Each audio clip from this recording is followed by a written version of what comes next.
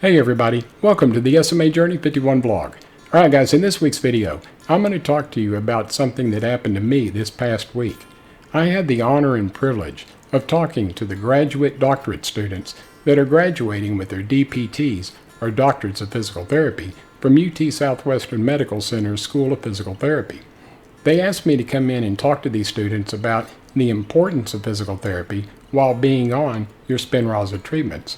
And like I said, this was a great honor for me because Dr. Leslie Nelson is the Associate Professor at UT Southwestern Medical Center, and she's the one that does all of my reevaluations for my Spinraza treatments. I go to her every 6 months and she does all of her tests and she reports back as to what my condition is. So she asked me to come in and talk to her students. And this was a great honor for me because I've always wanted to share some of my knowledge with graduating students so that I can hopefully make them better physical therapists. You know, there's a lot of challenges that we as SMA patients face, and these challenges include trying to find a physical therapist. Spinraza is a treatment. It is not a cure, and we should know that we can't just take our Spinraza treatments and expect to build muscle automatically. You can't just lay in bed one day and not have any muscle and then wake up the next with an Arnold Schwarzenegger physique. It doesn't work that way, ladies and gentlemen. You got to put in a little bit of work. So when I talked to these students, I told them some of the important things that they're going to have to remember while working with an SMA patient. And I told them that during their working career, they'll probably see quite a few patients with SMA, given the fact that so many of us are on Spinraza treatments. And of course, we've also got Zolgensma, which hopefully in the next couple of years will be approved for those of us that are adults. We've also got Risdiplam by Roche Genentech that will probably get FDA approval sometime next year.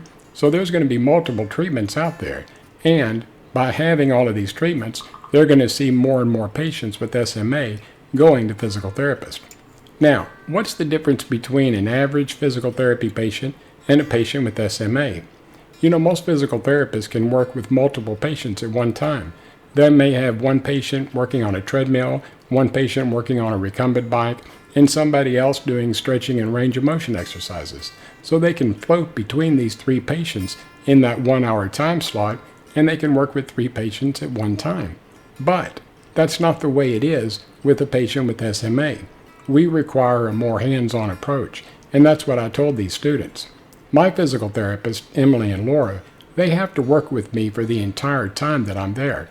They can't just get me started on an exercise and then walk away. I need more hands-on because they have to work with me to actively help me get stronger.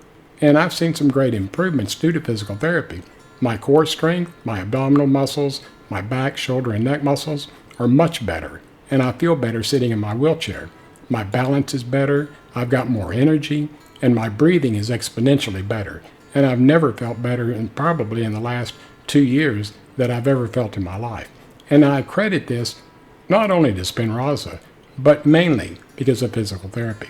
So you need to find a physical therapist that will be willing to work with you for the entire time that you're there. They can't just walk away and have you do these exercises on your own.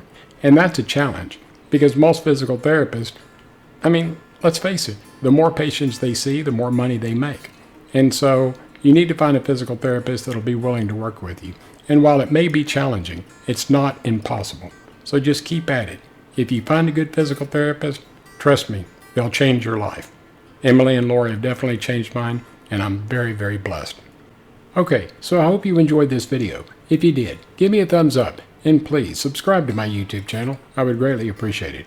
Remember, when you do subscribe to the channel, click on the bell icon. That way you'll be notified of any new videos that I do. I hope all of you have had a fantastic week. Do me a favor, this upcoming week, do something for yourself that's going to make you a better person. God bless you, and I'll see you in a couple of weeks. Bye-bye.